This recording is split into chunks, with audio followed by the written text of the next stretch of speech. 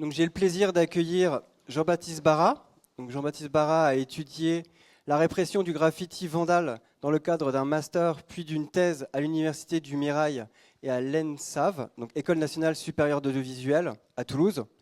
Cette recherche pluridisciplinaire menée en binôme avec Timothée Angasseur a débouché sur la réalisation d'un court-métrage et la publication d'un livre qui s'appelle également Anti-Graffiti, si je me trompe.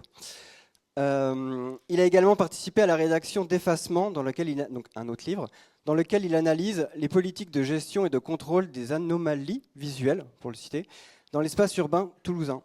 Je lui laisse la parole. Merci.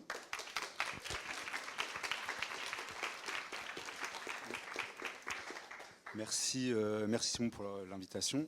Du coup, comme ça a été dit, effectivement, moi j'ai plutôt travaillé sur la répression des graffitis, ce qui peut paraître un peu hors sujet par rapport à la thématique d'aujourd'hui. En fait, j'ai commencé à m'intéresser à la répression du graffiti, à la fois parce que de ma propre expérience du graffiti, où en fait à Toulouse, d'où je viens, il y a vraiment de très très fortes politiques, notamment d'effacement des graffitis. Où maintenant dans le centre-ville, ça devient les graffitis sont effacés en quelques heures, et ça allait de manière assez croissante. Et du coup, c'est en se confrontant à ce phénomène que j'avais envie de l'étudier pour mieux le comprendre. Donc en fait, on a mené une recherche en binôme avec un ami, lui aussi graffeur, sur ce qu'on a appelé antigraffitisme. En fait, l'antigraffitisme, c'est l'ensemble des théories, des acteurs et des pratiques qui visent à réprimer le graffiti et les personnes qui le font.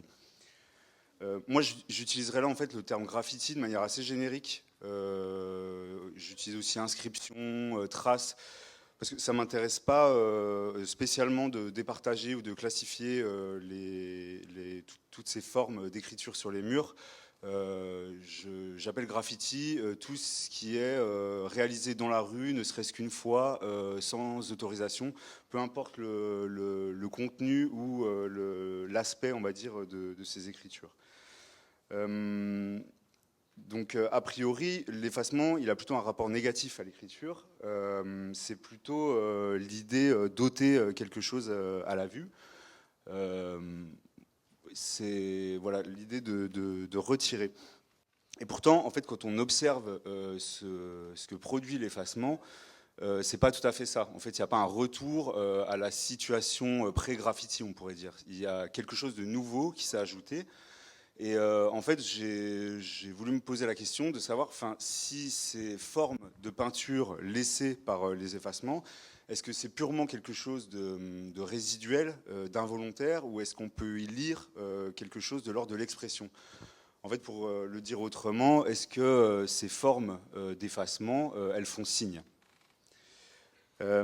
Avant d'essayer de définir justement et de répondre à cette question, je vais juste revenir un peu sur l'historique de l'effacement en tant que pratique pour mieux comprendre justement ces fondements. C'est assez difficile de dater depuis quand l'effacement existe, mais en fait, de la même manière, c'est assez difficile de dater depuis quand il y a des graffitis. Les murs, ils ont depuis longtemps, voire presque toujours, été des supports d'expression et donc aussi de conflits, de recouvrement, de détournement, on se barre. Enfin voilà, il y a vraiment un échange qui se passe sur les murs. Et en fait, petit à petit, il va y avoir une espèce d'évolution de la gestion politique des inscriptions murales, et notamment en France. C'est un peu en France que ça commence, puisque c'est là que naît la notion de vandalisme. Après la révolution de 89, il y a une personnalité religieuse et politique qui s'appelle l'abbé Grégoire, qui va demander à ce qu'on condamne en fait les actes de dégradation sur les lieux de pouvoir, donc notamment les lieux religieux ou les casernes ou les mairies. Et ces dégradations, en fait, c'est à la fois des destructions matérielles, mais aussi des graffitis. Et lui, il dit, voilà, j'ai créé le mot pour tuer la chose.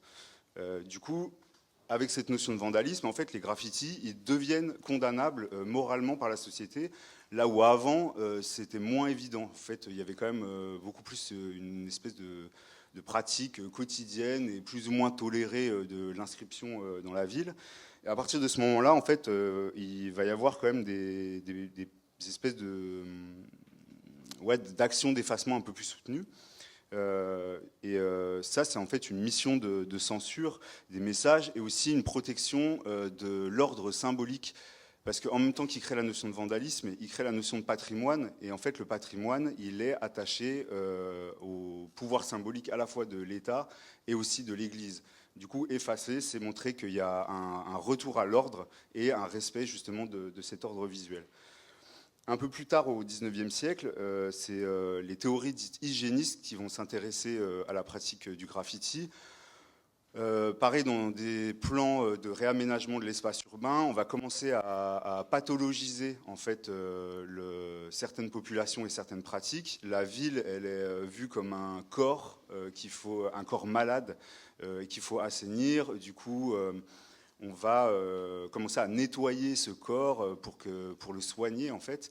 Et du coup, les graffitis à ce moment-là, ils sont considérés comme une maladie, une espèce de peste. Il y a beaucoup des termes comme ça qui reviennent à l'époque. Et donc du coup, pour guérir, il faut nettoyer. Donc on frotte, on nettoie, et on commence aussi à faire des ravalements de façade à la chaux pour blanchir les murs de la ville, parce que le blanc, justement, ça devient le symbole du propre. Et là, on commence un peu à avoir une rationalisation du rapport à l'effacement des graffitis. Ces politiques-là, elles sont notamment incarnées par les travaux du baron Haussmann. Je pense que c'est un nom assez connu.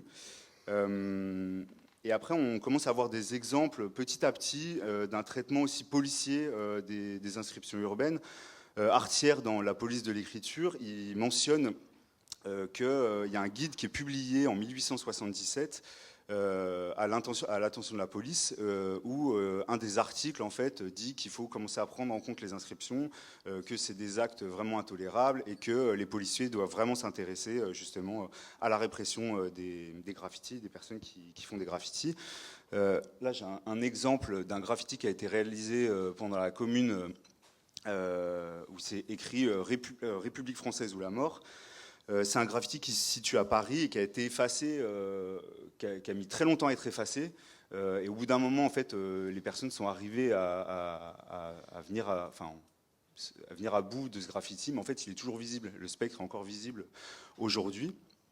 Voilà, donc en fait, ces condamnations morales et petit à petit aussi pénales, elles changent le regard de la société sur les inscriptions. Mais à l'époque, il n'y a pas véritablement de pratique de l'effacement.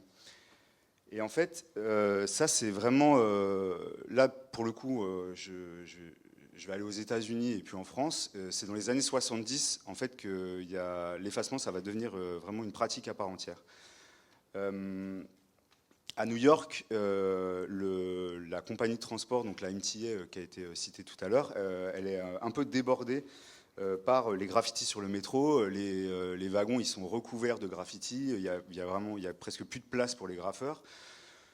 Et en fait, le réseau de transport, il est aussi déserté par les utilisateurs, notamment à cause de l'insécurité qui règne à l'intérieur des réseaux. Et en fait, la société de transport, elle va dire que c'est à cause des graffitis que en fait, les personnes ne veulent plus prendre les transports en commun. Et en même temps, il y a Ed Koch, donc, qui est le maire de New York, qui, lui, il va décider de mener une campagne contre les graffitis, parce qu'en fait, il voit le potentiel un peu électoral qu'il y a dans la lutte contre les graffitis. Il associe lui aussi le graffiti au crime et à l'insécurité, et donc il dit à ses électeurs et aux habitants de la ville, je vais prendre en charge ce fléau des graffitis, et donc du coup, je vais lutter contre le crime. J'ai raté une petite photo, voilà, donc ça, un vieil effacement. Et donc ce qu'il fait Ed Koch notamment, c'est qu'il sécurise par exemple les dépôts de métro. Donc en fait de manière quasi militaire, c'est-à-dire qu'il met des barbelés rasoirs, les grilles sont électrifiées, enfin il y a des douves qui sont creusées. À un moment, ils pensent même à mettre des loups autour des dépôts du métro de New York. Finalement, ils se ravisent et il ne mettra que des bergers allemands. Et donc voilà, il y a vraiment un traitement policier de la pratique du graffiti. Voilà, donc les fameux bergers allemands qui sont censés empêcher les graffeurs et les autres criminels, par extension, d'utiliser les transports en commun.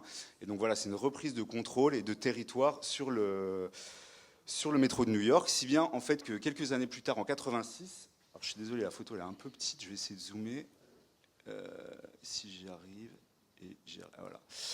Donc là à droite c'est le maire Ed Koch, et donc là il célèbre en fait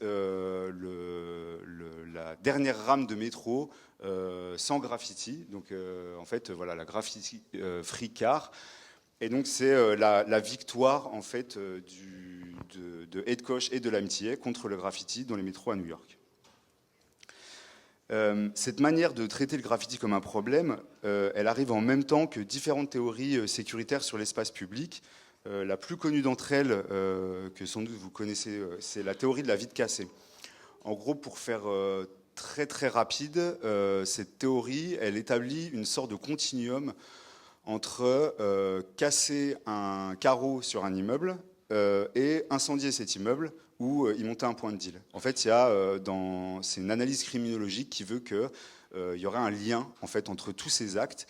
Et du coup, si on veut empêcher que l'immeuble soit incendié ou qu'il y ait des points de deal, ce qu'il faut faire, c'est réparer les carreaux. Et en fait, ça va aussi s'appliquer au graffiti, puisque disons que le graffiti, c'est le niveau zéro de la vitre cassée. On nettoie les graffitis, du coup, on empêche le développement de la criminalité dans ces endroits. Et en fait, cette théorie, elle va être très, très influente politiquement. D'un côté, parce qu'en liant le graffiti au crime, on pose la nécessité de l'effacement et sa prise en charge par les pouvoirs publics. Et aussi parce que grâce à cette théorie, en fait, les mairies, elles peuvent effacer les graffitis et dire qu'elles luttent contre le crime. Ce qui, en fait, n'a effectivement rien à voir. Mais par contre, dans l'esprit, dans la communication, c'est ça qu'on va essayer de défendre. Et donc, du coup, ça fait évidemment des mairies très, très impliquées pour le bien-être de leurs citoyens et tout. Alors que, voilà, encore une fois, il n'y a aucune preuve scientifique qu'il y a un lien effectif entre ces pratiques.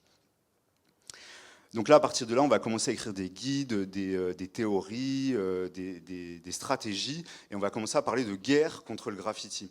Et en fait, la guerre contre le graffiti, c'est pas tout à fait une métaphore, puisque les moyens qui sont employés, ils relèvent effectivement d'une logique guerrière. On a pu le voir juste avant avec les bergers allemands, les grilles électrifiées et les barbelés, mais en fait ça va vraiment influencer la manière dont on efface aussi les graffitis. L'effacement il se professionnalise, il y a une industrie de la recherche qui se met en place, on cherche à établir de nouvelles méthodes pour rendre ça plus efficace. Et en fait on n'est plus vraiment dans la réaction comme il pouvait y avoir avant, c'est-à-dire qu'un graffiti apparaît sur un mur, du coup on cherche à l'effacer. De manière un peu frontale, avant il y avait aussi des campagnes un peu coup de poing de la part des prédécesseurs de Ed Koch. Là, lui, il dit en fait, l'effacement, c'est tous les jours. Il faut vraiment systématiser cet acte pour en fait harceler les graffeurs. Pour les amener à arrêter leur pratique. Donc en fait, on change vraiment de paradigme en fait, en quelque sorte. Ça devient voilà, une mission quotidienne qui cherche à être efficace. Cette manière d'apprendre le graffiti, elle s'est exportée avec le graffiti new-yorkais. Et aujourd'hui encore, en fait, elle influence quasiment toutes les municipalités dans le traitement qu'elles ont du graffiti. J'ai eu plusieurs fois l'occasion de discuter avec des responsables de campagnes d'effacement dans plusieurs villes dans le monde, et à chaque fois, quasiment, la théorie de la vitre cassée, elle ressort.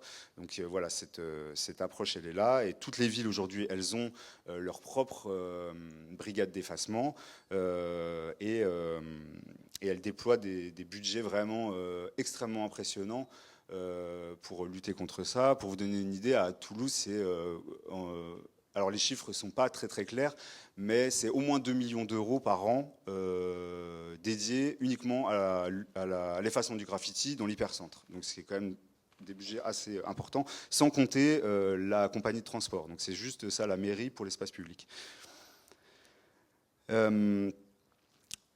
Voilà, donc ce petit historique juste pour montrer qu'à un moment il y a un tournant dans la manière d'effacer les graffitis et que justement le recouvrement, enfin l'effacement, il devient vraiment une pratique à part entière.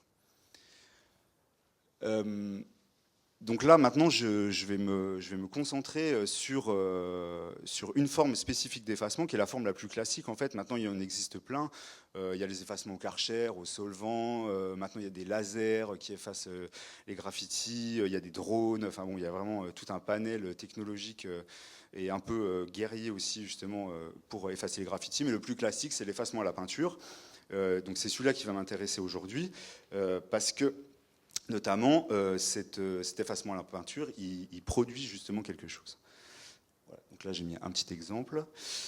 Donc on pourrait penser a priori que l'objectif du recouvrement à la peinture, c'est uniquement d'invisibiliser l'inscription, de chercher du coup à rétablir ce que je disais tout à l'heure, la situation pré-graffiti, faire comme s'il n'y avait jamais rien eu d'inscrit sur le mur. Pourtant, déjà, le graffiti, en fait, il parvient presque jamais à invisibiliser totalement le graffiti. Bien souvent, en fait, on peut lire le graffiti à travers la peinture parce qu'elle n'est pas assez opaque, ou alors il reste des parties qui ne sont pas effacées. Donc là, sur cette porte, en fait, on voit bien sur le mur, sur les petits panneaux au-dessus et au milieu, qu'il reste en fait des traits qui n'ont pas été effacés en même temps que la porte a été effacée. Donc il y a toujours des signes qui restent et qui signalent le fait justement qu'il y avait un graffiti en dessous. Même exemple là, puisqu'en fait, sous la peinture blanche, on voit bien en fait qu'il y avait un graffiti. Il y a toujours des spectres qui résistent comme là à l'effacement. Et même en fait, lorsque le graffiti il a totalement disparu, en fait, le recouvrement à la peinture, il est lui-même visible. À la place de l'inscription. Les effaceurs, ils ont différentes couleurs de peinture dans leur camion, une sorte de nuancier entre le gris et le beige, quoi. À Toulouse, il y a du orange parce que les briques sont oranges. Et en fait, ils essayent de faire des mélanges pour se rapprocher le plus possible de la teinte du mur. Donc, en fait, dans l'absolu, on pourrait se dire qu'ils ne veulent pas que les formes qu'ils laissent sur les murs se voient, que leur objectif, c'est plutôt ça. Donc là, c'est une rue à Toulouse, donc voilà, on voit bien, il y a une espèce de recherche d'aller vers le ocre, mais bon, ça ne marche pas du tout, parce qu'effectivement, il y a des énormes rectangles qui sont laissés dans la rue. Donc en fait, c'est plus une addition qu'une soustraction, finalement. Et les pouvoirs publics, ils sont assez conscients de cet effet du recouvrement, et ils disent que c'est en fait assez indésirable. C'est une conséquence un peu regrettable, et si on reste en fait sur la métaphore hygiéniste qui voit la ville comme un corps. Ils disent que voilà, c'est un peu une cicatrice, une espèce de reliquat dû aux soins apportés pour lutter contre le graffiti. Mais c'est pas vraiment quelque chose qui est a priori souhaité. D'ailleurs, il y a toute une recherche de peinture avec des espèces de nanotechnologies qui sont censées aller chercher les particules de peinture à l'intérieur du mur pour pouvoir les enlever et tout. Donc en fait, on voit bien qu'il y a une volonté a priori de faire que ces formes d'effacement, elles ne se voient pas.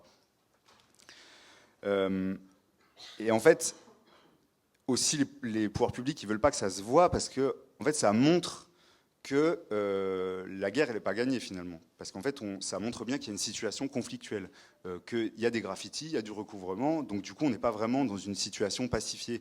Et ça, en fait, les municipalités, elles ne sont pas tout à fait à l'aise avec ça, puisque dans l'absolu, elles aimeraient bien avoir gagné la guerre, elles aimeraient bien qu'il n'y ait plus de graffitis.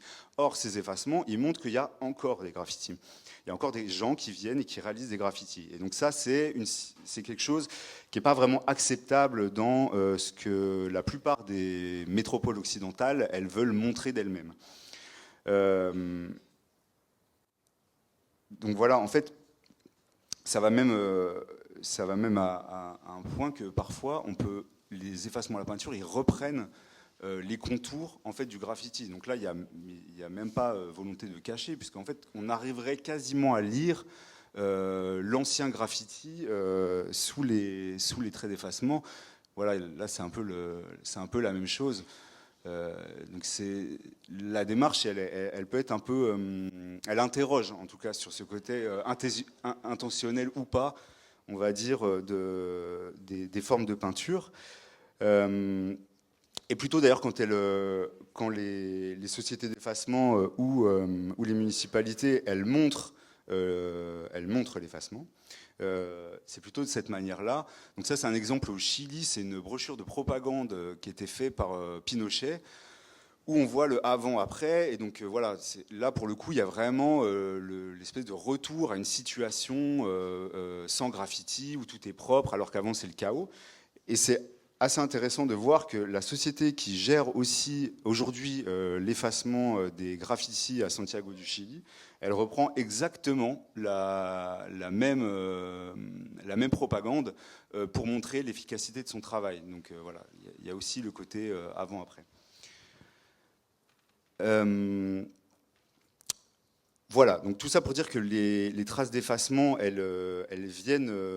elles mettent un peu en faillite finalement la capacité de contrôle de l'autorité publique sur l'espace urbain. Et en fait aussi avec la logique d'acharnement dont j'ai parlé un petit peu plus haut, qui a été mis en place dans les années 70 à New York, en fait de fait il y a une accumulation vraiment quotidienne des couches de peinture, puisque les effaceurs viennent, les graffeurs reviennent, et en fait ça tous les jours.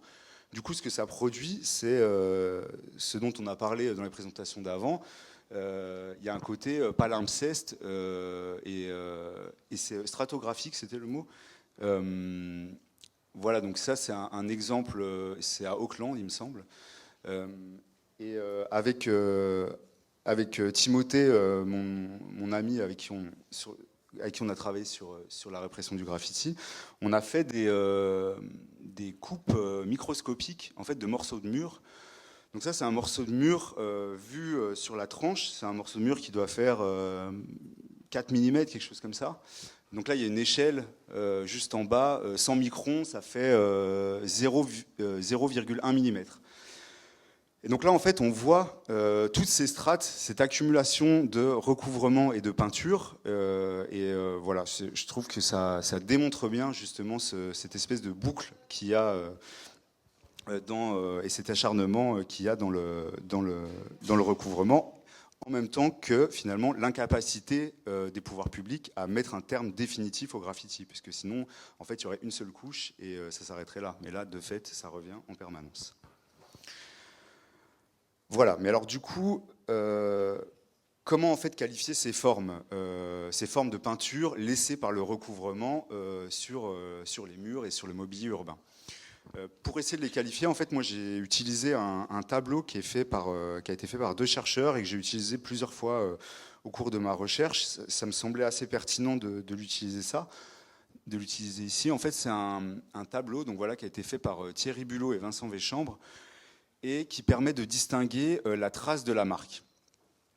Donc en fait, quand on regarde ce tableau, on peut se dire qu'a priori, les formes de peinture laissées par l'effacement, elles appartiennent à la trace, dans le sens où elles sont a priori non intentionnelles, qu'elles renvoient à une activité, et même d'ailleurs en fait dans les actions possibles, la dernière ligne du tableau, on voit bien qu'il y a l'effacement qui est là.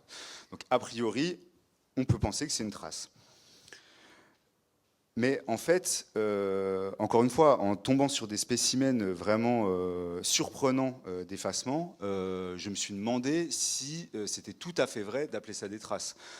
Ce genre d'exemple, par exemple, en fait, il y a essayé de s'approcher le plus possible de la teinte du mur et choisir une couleur qui contraste avec celui-ci. Et donc là, c'est un peu le cas. Par exemple, le rose, enfin, la volonté de se fondre dans le décor, elle est quand même assez questionnable. Là, voilà, même idée. Donc voilà, c'est plusieurs exemples. Encore que celui-ci, on pourrait se dire qu'il y a une tentative, mais... Donc voilà, j'ai voulu interroger ça. il y a plusieurs personnes qui ont déjà fait ça, qui ont déjà remarqué ces formes et qui ont déjà questionné ça. Il y a un petit court-métrage qui s'appelle L'art inconscient de l'effacement des graffitis, qui a été fait par Matt McCormick en 2002. Je crois que c'est trouvable sur YouTube. C'est un petit court-métrage. Et ça s'amuse un peu de l'absurde en fait, de ces formes et ça les compare à des formes d'art, des formes d'art abstrait comme Rothko ou des choses comme ça. Et donc il y a un parallèle voilà, qui est fait avec, encore une fois, cette forme d'art inconscient. Mais à mon avis, en fait, je pense qu'on peut aller plus loin dans l'analyse de ces formes. Et pour aller plus loin, je vais faire appel à une personne qui s'appelle Joey Connolly. Joey Connolly, c'est quelqu'un qui vit aux États-Unis et qui a abandonné son travail. Il me semble qu'il était comptable et il a abandonné son travail dans les années 90 pour se dédier entièrement à la lutte contre le graffiti à Los Angeles et de manière complètement volontaire et indépendante. Il y a un petit film qui a été fait sur lui. Joey Connolly se fait appeler The Graffiti Guerrilla. C'est pour vous dire un peu la mentalité en fait, dans laquelle il va faire ses actions d'effacement. Donc il y a un petit film qui a été fait sur lui qui s'appelle Off the Wall. Je vous conseille de le regarder. Pareil, il est sur YouTube.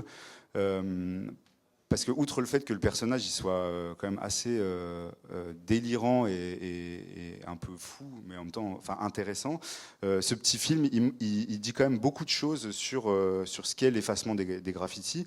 Et en fait, là, j'ai choisi de vous en montrer un court extrait où justement, il vient en fait parler de son intention. Si j'y arrive, voilà.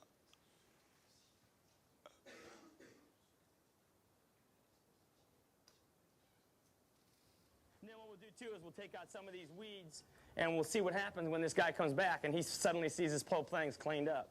Now you want to be kind of sloppy the first time around. You don't want to be, you just want to slop this stuff up, paint them out, put it up real thick, and he's going to think some amateur's doing this. Now my theory about this is when I go to a new area, now some of these people might get mad, they got white paint on a gray door. But what happens is I've never put up paint and not come back and match the color. Because putting paint up like this looks like hell. It just looks awful. So you need to come back and match this in a gray color. But first you have to let the person know that put the graffiti up that you're taking care of them. Otherwise they'll come right back. Now we'll knock down.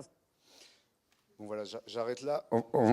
En vrai, c'est très intéressant. Enfin, là, la suite, il va montrer comment aussi enlever les herbes devant le portail fait qu'il y aura moins de graffiti. Enfin, mais bon, pour accélérer un peu, je vous conseille de regarder ce petit documentaire. C'est vraiment très intéressant. Voilà, ça, c'est un extrait du film que je mentionnais de Matt McCormick sur l'art inconscient du graffiti. Et donc, en fait, ce qui est très intéressant, je trouve, dans cet extrait, c'est que, en fait, Joey Connolly, il sait que son premier geste de recouvrement, il est moche, qu'il va déplaire aux habitants. Il dit d'ailleurs qu'il reviendra pour matcher en fait la couleur du portail, parce qu'en fait, c'est pas acceptable de faire un recouvrement comme ça. Mais en fait, ce qu'il dit, c'est que son premier geste, il n'a pas tant pour but d'effacer que de signifier quelque chose au graffeur. Pour lui, il dit en premier, tu dois leur faire savoir. Donc c'est vraiment ça, en fait, qui motive son geste. Tu dois leur faire savoir à qui? Au graffeur. Qu'en fait, que Joey Connolly, il sait qu'il y a un graffiti et du coup, qu'en fait, il est sur leur dos, quoi, qui va s'occuper d'eux. Donc c'est ça, en fait, qui motive vraiment son geste initialement. Et d'ailleurs, il dit l'aspect du grossier du recouvrement, il est intentionnel. Il dit vous voulez être négligé. Pour lui, c'est pas important en fait l'aspect esthétique disons de son recouvrement. Même en plus c'est moche, en mieux c'est pour lui. Et voilà, il y a une sorte d'avertissement par la peinture qui pourrait rappeler finalement les panneaux des fois qu'on peut trouver sur les murs. Là, j'ai des petits exemples. Donc ça, c'est à Sao Paulo. En gros, en fait, ce panneau, il dit que, enfin pour les personnes qui ne lisent pas le brésilien, il demande aux graffeurs de ne pas peindre sur cette surface. Comme ça, ils économiseront des frais de nettoyage et ils pourront financer une œuvre de carité, une crèche, voilà, ou des choses comme ça. Donc il y a un rapport un peu moralisant vis-à-vis des graffeurs et ils pensent que grâce à ça, les pichadores, ils ne vont pas venir peindre là-dessus, ce qui évidemment ne marche pas du tout. Là, c'est pareil, c'est au Chili. c'est une espèce de campagne qui dit voilà, ne peignez pas. Et là, c'est carrément un graffiti qui dit qu'il ne faut pas graffer sur le mur parce que sinon on va avoir une amende. Donc c'est un peu cet esprit-là en fait qu'il y a dans le recouvrement de Joey Connolly. Et en fait, Joey Connolly, c'est pas du tout un personnage isolé. Aux États-Unis, il y a beaucoup d'exemples de personnages comme ça. Il y a par exemple Fred Radke qui se fait appeler The Grey Ghost en référence à la peinture grise qu'il utilise pour recouvrir les graffitis. Il y a The Silver Buff, pareil, qui utilise de la peinture chromée pour repeindre les graffitis. Et en fait, on pourrait presque s'amuser du fait que ces espèces de super-héros anti-graffiti, ils reprennent eux-mêmes en fait les codes du graffiti, puisqu'ils se donnent des blazes. Là, ils utilisent de la peinture chromée, qui est vraiment la peinture emblématique du graffiti, puisqu'en fait, elle est connue pour son pouvoir couvrant et pour sa visibilité. Mais il y a quelque chose en fait de l'ordre du mimétisme, mais qui sert à la répression. C'est-à-dire que ces personnes, elles veulent montrer aux graffeurs qu'elles connaissent leur code et qu'elles savent pourquoi les graffeurs peignent et qu'elles, en fait, recouvrir leur graffiti de cette manière-là, c'est un affront. Et en fait, j'ai trouvé récemment des exemples encore plus parlants de recouvrement un peu de ce genre. J'en avais déjà trouvé un par hasard en me baladant à Santiago du Chili en 2018, je crois, où j'étais tombé sur un portail où il y avait un graffiti. Alors, j'ai pas de photo de plus loin, je suis pas arrivé à retrouver de photo de plus loin, mais bon, il faut imaginer un graffiti sur un portail et il est strié comme ça de bandes blanches. J'ai une autre photo un peu de... Voilà. Donc là, c'est des barres uniquement verticales. C'était au même endroit. Et en fait, le propriétaire, quand on l'a rencontré, et il nous a dit qu'il faisait ça pour... à la fois pour économiser du temps et de la peinture, et aussi parce qu'il avait compris qu'en effaçant que partiellement le graffiti, les autres graffeurs n'osaient pas revenir. Parce que, en fait, dans le code du graffiti, on ne se repasse pas. Ou alors, si on se repasse, c'est qu'il y a vraiment... Enfin bon, voilà, sans rentrer non plus dans tous les détails, mais en fait, si on se repasse, c'est un affront, c'est comment dire, c'est un manque de respect et donc une provocation. Et donc là, en fait, les autres graffeurs, ils n'osaient pas tout à fait revenir parce que le graffiti, il n'est pas vraiment effacé. Et en même temps, il l'est quand même un peu. Du coup, c'est pas un support neuf, quoi. Et ça montre, je trouve, vraiment comment on prend en compte le regard des graffeurs dans la pratique d'effacement. Et donc là, en fait, on est complètement passé du côté de la marque, si on revient au tableau, puisqu'il y a quelque chose de complètement intentionnel qui s'adresse à des personnes, à savoir les graffeurs. Et voilà, en fait, on est vraiment passé de ce côté-là. Voilà, et en fait, ces effacements, je les ai retrouvés à Toulouse.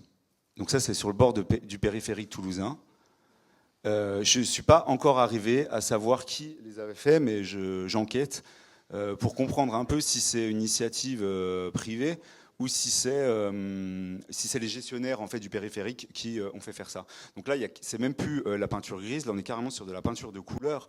Donc on a complètement perdu l'idée d'effacement dans le recouvrement de la peinture. Et ça, c'est le même exemple, mais à Auckland. Voilà, pour accélérer un peu, en fait, cette idée en fait de recouvrement, comment dire, visible, il est pas, ces personnes-là, elles le tiennent pas de nulle part. En fait, quand le maire Ed Koch, dans les années 70, il décide d'adopter une stratégie pour faire la guerre aux graffeurs, il dit, en fait, les graffeurs, ce qu'ils veulent, c'est voir ce qu'ils veulent faire. Du coup, en fait, on ne va plus jamais faire sortir une rame de métro taguée, on va les nettoyer systématiquement et comme ça, ils vont arrêter.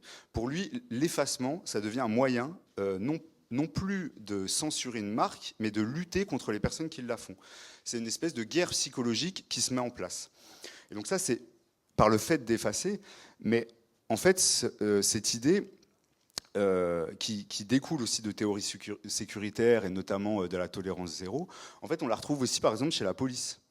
La police, elle va commencer. Donc ça, c'est la commissaire Buitron qui crée une espèce d'échelle de théorie sécuritaire, enfin une théorie sécuritaire basée sur une échelle un peu comme la théorie de la vitre cassée.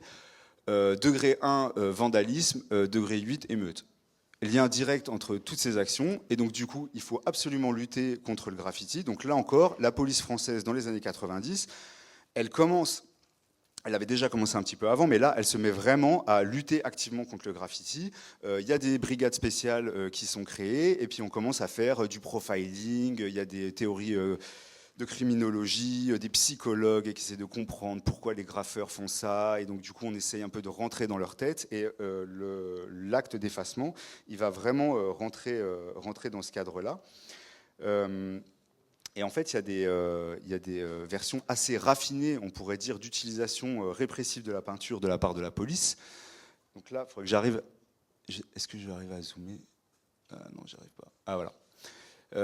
Ça, pour le coup, c'est pas en France, c'est en Australie. Donc c'est en fait un crew de policiers qui toyent en fait les autres graffeurs. Donc c'est CTCV, ça veut dire Cops Trained to Catch Vandals. Et donc en fait, eux, il y en a plein d'autres en fait des exemples comme ça, mais bon là, je vais pas m'attarder là-dessus. En France, on retrouve en fait le F de la ferroviaire. Donc ça, c'est la police ferroviaire, en fait, qui vient. Et je sais pas si vous arrivez à voir, mais déjà le graffiti de base, il est tout gribouillé dessous avec des bombes chromées, des choses comme ça. Donc ça, en fait, c'est la police qui récupère les bombes des graffeurs ou qui s'en procure par une autre manière. Et en fait, elle repasse les graffitis et ensuite, elle vient tracer une ligne comme ça et le F de ferroviaire. Cette ligne, vous pouvez la voir aussi pour les personnes qui habitent à Paris, en région parisienne. On la voit souvent aux abords des gares où en fait les graffitis ils sont recouverts par une très longue ligne qui fait des kilomètres comme ça. Et ça c'est pareil. En fait c'est la police, la ferroviaire, la SUGE qui viennent, ils prennent des sprays. Et en fait ils tracent comme ça des traits par-dessus les graffitis. C'est pas du tout un recouvrement puisque là il y a qu'un seul trait. C'est vraiment faire un affront aux graffeurs et en fait les toyer juste pour les faire chier en fait. Ça sert juste à ça. Le Mike Davis, c'est un anthropologue états-unien. Il avait déjà en 92, il avait vu qu'en fait la police, elle faisait ça dans les quartiers de Los Angeles, mais avec des gangs où en fait la police, elle venait et soit elle repassait avec des croix, encore une fois, ou des lignes des graffitis de gangs, ou alors elle imitait des graffitis d'autres gangs pour venir sur des graffitis de gangs pour créer des conflits. En fait, pour entretenir les conflits entre les gangs. Et ça, c'est pareil, c'est vraiment une espèce de logique contre-insurrectionnelle dans l'utilisation du recouvrement à la peinture. Je ne sais plus si j'ai l'exemple de ça. Ça, c'est encore la ferroviaire. Ah, là, je suis allé un peu trop vite. Et voilà, du coup, juste pour dire que l'utilisation en fait du recouvrement de la peinture par la police à des fins répressives, elle est vraiment très très répandue. Et en fait, à chaque fois, elle utilise en fait les codes des gangs et du graffiti un peu sur le même plan. Il y a beaucoup de théories. Enfin, j'ai trouvé beaucoup de textes qui expliquent, notamment en anglais, que en fait, il faut recouvrir avec des croix les graffitis les graffitis pour entretenir des conflits. Voilà. Donc ça, du côté de la police, souvent c'est un peu plus officieux, mais en fait, après, quand on se penche du côté de l'armée. Là, ça devient carrément théorisé. Il y a des doctrines, pareil, contre-insurrectionnelles, des doctrines militaires qui disent qu'en fait, c'est très important de prendre le graffiti en compte, notamment dans les conflits à l'étranger. Et donc, en fait, il y a des brigades, des sections spéciales de militaires qui sont dédiées au graffiti. Et donc, en fait, qui vont soit recouvrir des graffitis, soit analyser les graffitis, essayer de les comprendre, éventuellement les détourner, en reproduire des nouveaux, encore dans le même esprit qu'avec les gangs, pour entretenir des conflits, ou plutôt pour se rapprocher de la population locale. Et donc ça, voilà, c'est pareil, c'est très théorisé. Et en fait, ça fait partie de ce qui s'appelle les PSYOP. Donc PSYOP, c'est pour Psychologic Operation. Donc c'est vraiment très très intégré à la doctrine, notamment états-unienne. Donc là, j'ai plein de petites photos. Pareil, là, c'est un militaire qui se fait traduire un graffiti qui avait été barré par l'armée auparavant. Et là, pareil, on voit des militaires qui sont avec des habitants et qui viennent repasser des graffitis. Là, c'est les militaires directement. Donc il y a vraiment une pratique quasiment professionnelle au sein de l'armée états-unienne du graffiti. Et donc ça renvoie exactement à ce que faisait la police, et puis finalement un peu à ce que faisait Joey Connolly, parce que là, en fait, il n'y a pas vraiment vocation à effacer. En fait, on voit bien que le militaire de gauche avec la bombe rouge, en fait, il efface rien du tout, parce que ça se voit dessous. Donc c'est plutôt faire une espèce de contre-marque, encore une fois, une marque répressive. Et après, j'ai plein d'autres exemples. Donc pareil, je vais aller un peu vite. Ça, c'est au Honduras. Pareil, peinture noire sur mur rouge. Il n'y a pas du tout intention de se fondre dans le décor. Au contraire, c'est plutôt montrer qu'on reprend le contrôle, qu'on lutte contre les gangs, voilà, qu'on a le contrôle sur le territoire. Et en fait, en Amérique latine, donc ça c'est beaucoup au Honduras et au Salvador, il y a vraiment des grosses campagnes très médiatiques qui sont faites comme ça, où les médias accompagnent la police militaire. Donc là, c'est un militaire qui écrit paix par-dessus un graffiti qui vient de reposer. Et ça, c'est un exemple qui est assez parlant, je trouve. C'est en fait en Colombie. Donc c'est une fresque, le visage d'une personne de 18 ans qui a été assassinée par la police au cours d'une manifestation. Et en fait, la police, elle vient et en fait, elle mutile la représentation de la personne. Voilà. Je vais m'arrêter là-dessus. C'est juste pour voilà, vous montrer un peu la dimension intentionnelle qu'il peut y avoir dans le recouvrement, même si évidemment je ne dis pas que les marques que vous allez voir dans la rue, elles correspondent effectivement à celles-ci, mais en tout cas, c'était juste pour vous montrer la porosité qu'il peut y avoir en fait entre l'approche martiale de la répression contre les graffitis et les effacements qu'on voit au quotidien dans la rue. Merci.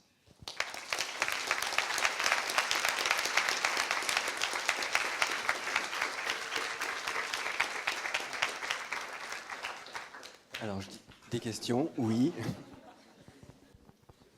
Merci pour cette présentation. Pas vraiment une question, plutôt une remarque. C'est-à-dire que la marque, donc les surfaces rectangulaires de peinture, sont aussi devenues une esthétique du graffiti des noms.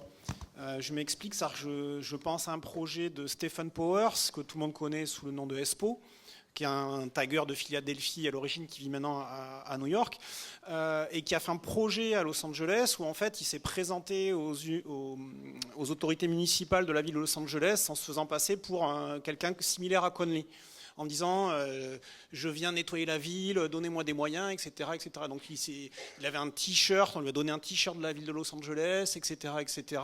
quelques litres de peinture, et en fait il est allé écrire son nom, Espo, partout, en reprenant, et Espo, il l'a écrit donc une espèce de block letter un peu diffus, etc., qui reprend exactement la grammaire formelle des différentes marques que vous avez pu montrer dans la présentation. Et donc il y a un phénomène de camouflage où en fait cette esthétique de marque devient elle-même une lettre. Donc je pense que voilà, c'était juste pour que tout le monde connaisse l'espèce de réponse inverse. Ouais, j'ai pas eu le temps d'aller jusque-là, mais en fait, il y a notamment le travail de Sayo et Rizot qu'on fait tout un projet qui s'appelle Nolens Volens et qui essaye justement d'analyser ce geste et de le reproduire un peu à l'absurde. Donc pareil, ils ont fait une vidéo, en fait ils font ces marques d'effacement alors qu'il n'y a rien dessous, et en fait aussi pour montrer que les gens qui passent dans la rue en fait ne s'offusquent pas du tout de cette pratique de peinture, là où faire un tag dans la rue, ça susciterait tout de suite des réactions assez virulentes de la part des gens. Et Sayo, il avait aussi fait, il me semble, un peu des graffitis qui reprenaient cette esthétique-là. En fait, c'est que c'est tellement présent l'effacement dans la pratique des graffeurs que de fait, ils sont un peu obligés, au bout d'un moment, de s'y intéresser. Ça, c'est le travail aussi d'un ami à moi, un graffeur toulousain, Lars 2, qui pareil commence un peu à reprendre cette esthétique où il efface en fait lui-même ses propres graffitis. Une dernière question. Pareil, comme François, c'est pas vraiment une question.